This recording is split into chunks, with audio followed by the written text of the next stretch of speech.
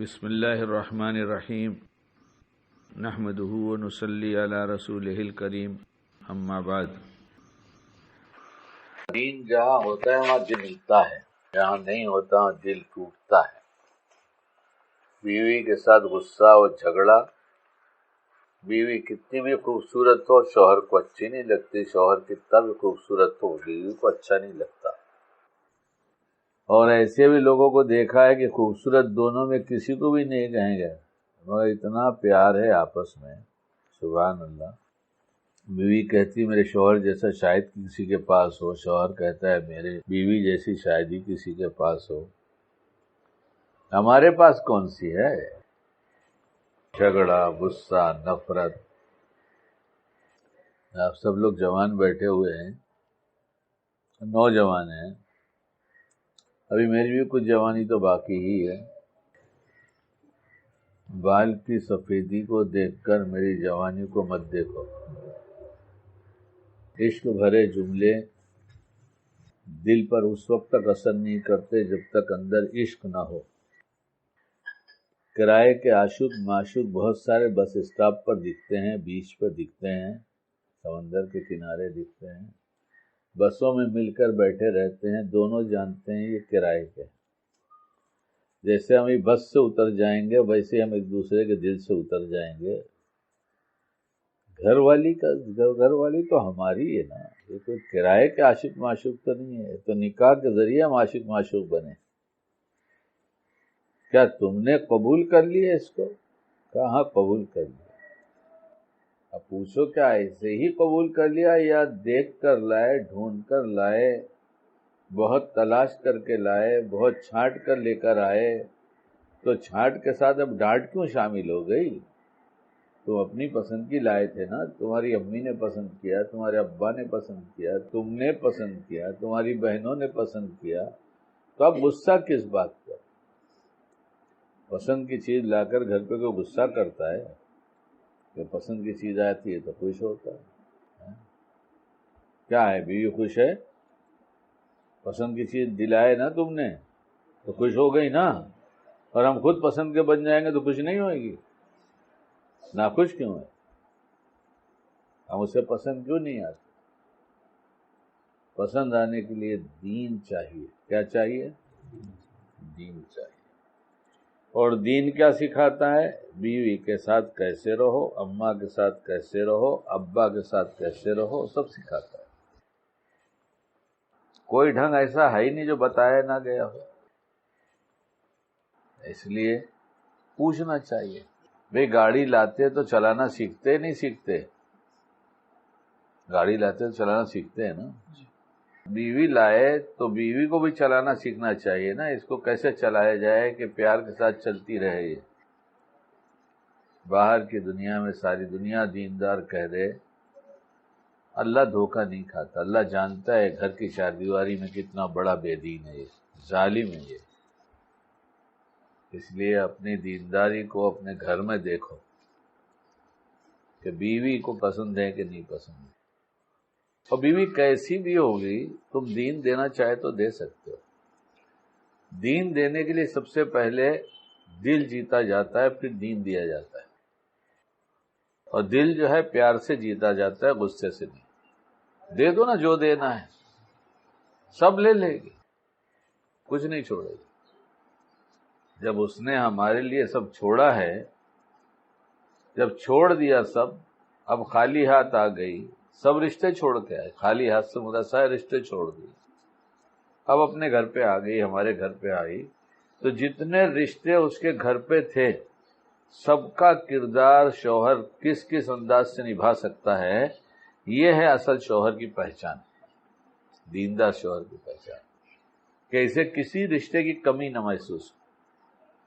24 گھنٹے کیسے حالات بنیں گے، شوہر ہونا، شوہر کی وجہ سے جو تعلقات ہو ایک الگ چیز ہے، لیکن انسانی ضرورت جو ساری لگی ہوئی ہے، انسانی مزاج کے ساتھ اتار چڑھاؤ جو لگا ہوا ہے، حالات کے اعتبار سے کبھی خوشی کبھی غم آ جاتے ہیں، اس وقت اس کے ساتھ کیا برتاؤ کیا جائے، کس طرح سے رہا جائے، کیا اخلاق برتا جائے، اگر یہ آ گیا تو بیوی کہے گی اس گھر میں تو مجھے سب مل گیا، میں جتنوں کو چھوڑ کے آئی تھی سارا پیار مجھے یہاں مل گیا۔ اس لیے ہر ایک کا ایک دین ہوتا ہے، ہر وقت کا ایک دین ہوتا ہے، اور دین کے بارے میں ہم یہ سوچنا شروع کر دیں کہ لوگوں کے حقوق مجھ پر کیا کیا ہیں، میں کیسے ادا کروں، بس پیار مل جائے گا۔ کچھ زیادہ بگاڑ ہوگا تو کچھ دن کے بعد ٹھیک ہو جائے گی، کم بگاڑ ہوگا تو جلدی سے ٹھیک ہو جائے گی، لیکن ٹھیک تو ہونا ہی ہے، کیسے نہیں ٹھیک ہوگی۔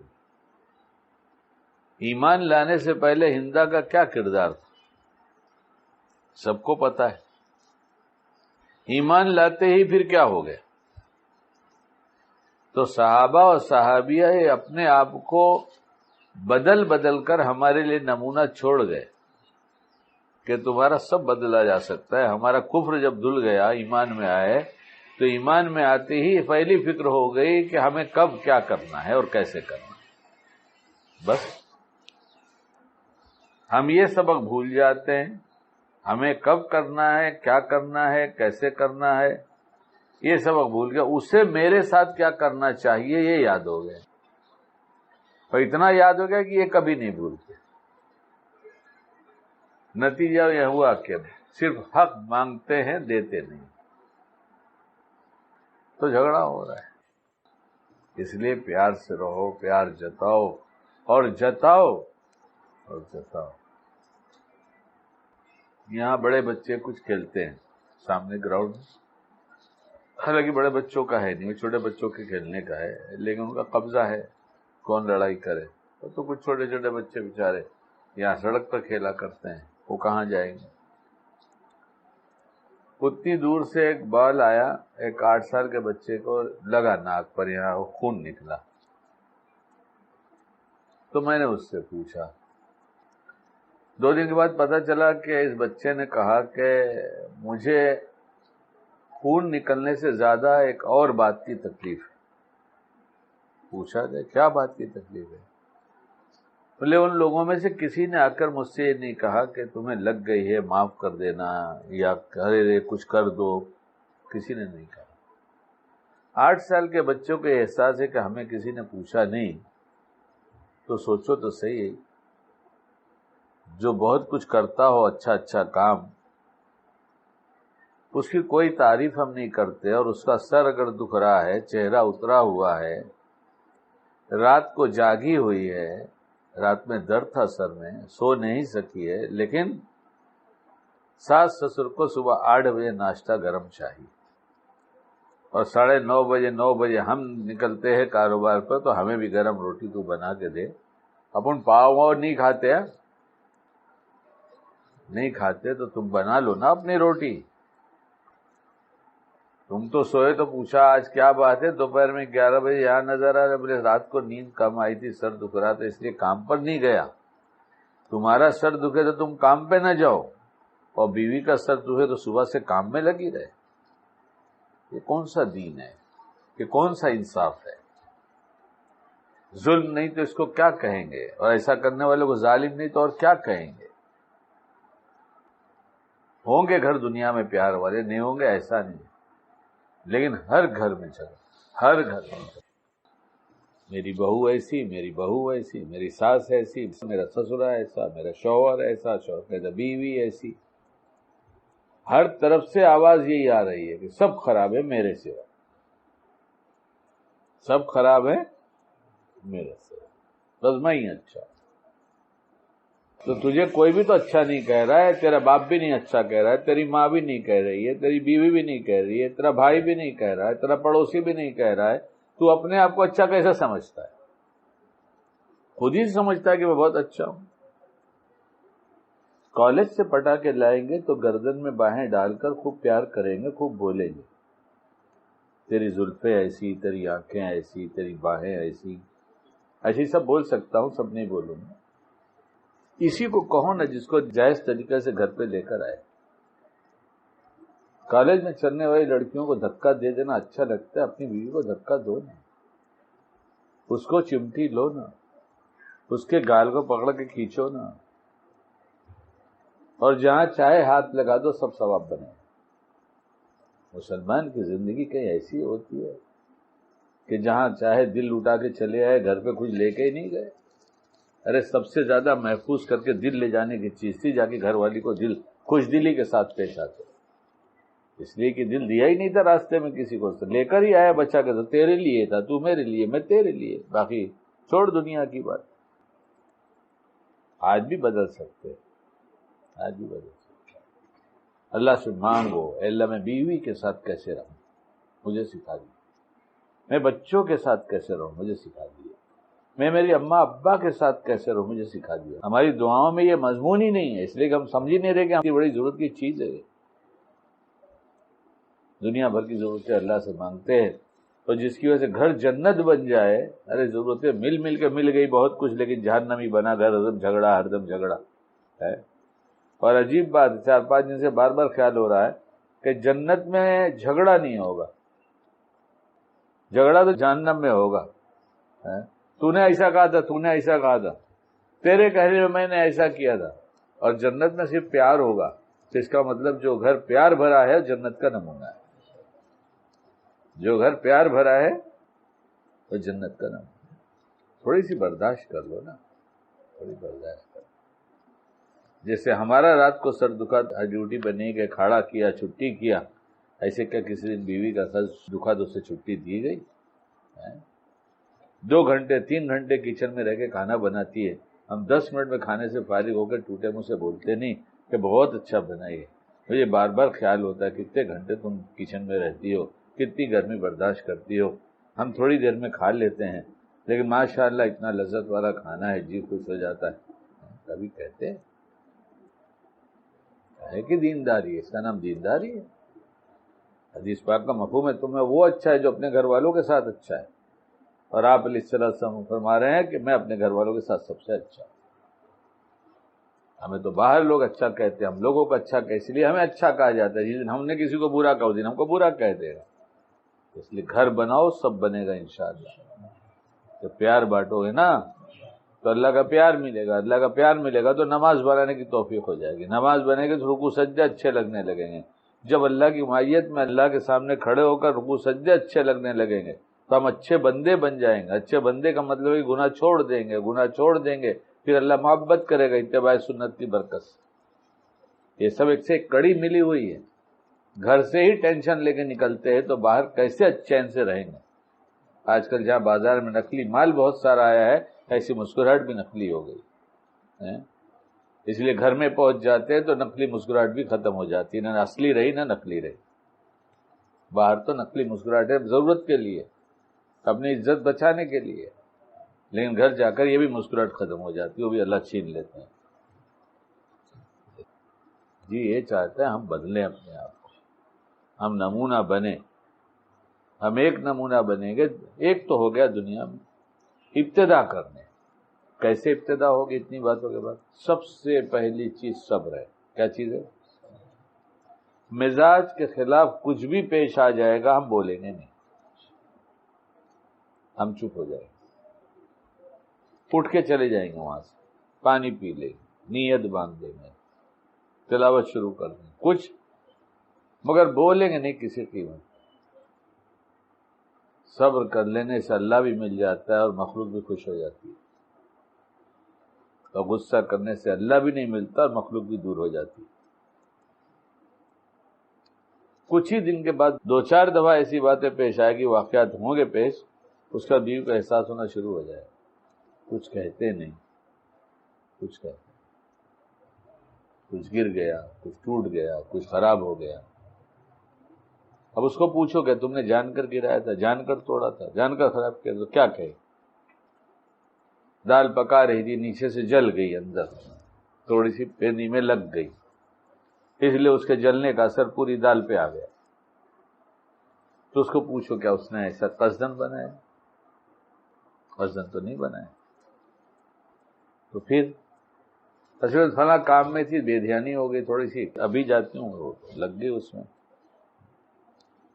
تذکرہ ہی کیوں کہ خراب ہو گئی دال. یہ بھی تو کہا جا سکتا ہے آج دال میں سونا بند بہت ہے, ہمارے یہاں سونا پن بولتے ہیں اسے. کیا بات ہے ماشاء اللہ, سونا پن بہت پسند. ارے آج تو جل گئی. کہاں جل گئی؟ کیا ضرورت کہنے کی میں بہت سمجھدار ہوں؟ بن جاؤ نا سمجھ تھوڑی دیر کے لیے. اور کچھ نہیں کہا, کھانا نہیں پسند تو کچھ مت کہو خراب. اچھا جماعتوں میں چل کر تو کتنی دفعہ ہوا نا, کھانا کچا رہ گیا, کھایا گیا سبحان اللہ کہہ کے نا. وہاں تو سبحان اللہ کہہ کے کھا رہے کہ ساتھی کا دل نہ ٹوٹے, اور بیوی پہ ڈانٹ ڈپٹ ہو رہی ہے. یہ کیا بات ہوئی؟ یہ دو روحی زندگی. جان کر تو اس نے خراب نہیں کیا, جان کر نہیں توڑا, جان کر نہیں جلایا. اس کے جلنے سے خود اسے غم ہے. ایک صاحب سروس کرتے تھے, معمول یہی تھا ان کا کہ عصر کی نماز کے بعد گھر پہنچتے تھے اور مغرب سے پہلے کچھ معمولات گھر کے جو ہوتے تھے کر لیتے تھے. اس کے بعد مغرب پڑھ لیتے تھے, کھانا کھا لیتے تھے, عشاء پڑھتے تھے. گھر پہنچے, بیوی کچن میں وہ بڑا ٹین جو آتا ہے نا, تیل کا ڈبہ بڑا والا, اس میں سے چھوٹے برتن میں نکال رہی. وہ جیسے شوہر وہاں پہنچا, ایسے دیکھا اس نے, ہاتھ سے وہ ٹین سلپ ہو گیا اور ڈبہ, اور تیل ایک دم گرنے لگا. اب جب تک سنبھالے جب تک تو بہت کچھ چلا گیا. تو فوراً ان کے ہاتھ میں بیگ تھا رکھا اور فوراً گھر سے چلے گئے اور گئے قریب میں ایک باغ تھا, وہاں جا کر بیٹھے. مغرب کو وقت ہوا تو مغرب پڑھا, پھر اس کے بعد گھر آئے. اب وہ کھانا آیا, کھانا کھانے بیٹھے تو بیوی نے کہا کہ آج بہت سارا تیل ضائع ہو گیا, تو آپ ناراض نہیں ہوئے؟ تو انہوں نے کہا تم نے جان کے تو نہیں گرایا؟ کہ جان کے کیسے گراتی؟ جان کے کیوں گراؤں گی؟ اس گرنے میں تمہیں خوشی ہوئی یا غم ہوا؟ بہت ہی غم ہوا. اتنی محنت کی آمدنی کمائی اور اتنا ضائع ہو گیا تیل. جتنا اٹھا سکی, جو ٹھیک تھا اٹھانا اٹھایا, باقی تو پھر ضائع ہی ہوا. تم نے جان کر نہیں گرایا اور گرنے کی وجہ سے تمہیں غم ہوا, اور جب گرا دیکھا میں نے تو مجھے غصہ آیا تھا, مگر میں گھر چھوڑ کے چلا گیا کہ جب تک کہ غصہ ٹھنڈا نہیں ہوگا, جب تک گھر نہیں جاؤں گا. تو غصہ تو تھوڑی دیر میں ہی ٹھنڈا ہو گیا, لیکن میں نے سوچا اطمینان سے نماز پڑھ کے پھر گھر چلا جاؤں گا. اور جو تم نے نہیں گرایا اور گرنے سے تم کو غم ہوا, تو ڈانٹ کر غصہ کر کے تمہارے غم کو میں بڑھاؤں, یہ کوئی اچھی بات ہے کیا؟ اب اس بیوی کے اس قصور پر یہ انداز اپنانے سے بیوی کو اور اچھا لگے گا شوہر یا برا لگے گا؟ پھر جو ہونا تھا مقدر کا ہو گیا نا, کیا ضرورت؟ اس لیے آسان سی ترکیب یہ ہے کہ مزاج کے خلاف کچھ ہوگا تو غصہ نہیں کریں گے, شریعت کے خلاف ہوگا تو بہت پیار سے کسی اور موقع پر سمجھائیں گے. غلطی کے موقع پر نہیں. بہت سی غلطیاں ہوتی رہتی, ہم سے بھی ہوتی رہتی کسی. ہاں کوئی ایسا ہی مسئلہ ہے جس کا سمجھانا ضروری ہے تو پھر مجبوری کی بات. مزاج کے خلاف ہوگا تو برداشت کریں گے, غصہ نہیں کریں گے. اور شریعت کے خلاف ہوگا تو موقع کی تلاش میں رہیں گے. اللہ سے مانگیں کیسے سمجھاؤں, اللہ میں کیسے سمجھاؤں. پھر جب اللہ سے مانگ کر سمجھائیں گے تو پھر سمجھانے کا ڈھنگ اللہ دے دے گا, اور اس غلطی سے انشاءاللہ وہ توبہ بھی کر لے گی, اور جب توبہ ہوگی ماننے کا مزاج بنے گا تو آئندہ خود احتیاط رکھے گی کہ غلطی دوبارہ نہ دہراؤں. اور پھر نہ شیطان لگایا ہو گیا تو پھر سمجھا دو پیار سے. پیار بھرا ماحول بناؤ, نفرت بھرا نہیں. اور جہاں غصہ چھوڑا پیار ہی پیار ہو جائے. یا پیار ہے یا تو غصہ ہے. غصہ چھوڑا پیار آیا. دسترخوانے بیٹھتا ہوں, اللہ کی دی توفیق سے بھول چوک ہوتی ہے, لیکن ایک عادت سی بن گئی تو ایک سیکنڈ میں استظہار ہو جاتا ہے. کوئی زبانی دہرانے کی اتنی ضرورت نہیں پڑتی ہے. تو استظہار کی چیز ہے, تو لقمہ توڑتے تک نہ ہو جاتی, دعا پڑھتے تک ہو جاتی ہے. اللہ تیری نعمت, جو مل گیا تیری نعمت, جو پک گیا, جو بنا دیا بہو نے سب اچھا. بیٹا جی نہیں جائے تو کچھ مت بنانا. کبھی فون آتا ہے, بابا دوپہر کا کھانا تھا, آپ کے لیے کیا بناؤں؟ میں دوپہر کا کھا لوں. نہیں کچھ بنا دو. میرا بیٹا بالکل نہیں. اچھا دوپہر کی ایسی چیز ہو تو آپ شاید نہیں کھائیں گے, تو دودھ روٹی دے دینا. دودھ تو کھا سکتے, دودھ کیا کم نعمت ہے کیا؟ دودھ روٹی مل گئی تو بہت بڑی چیز ہے, لاؤ دودھ روٹی کھا لیں گے, گڑ روٹی کھا لیں گے.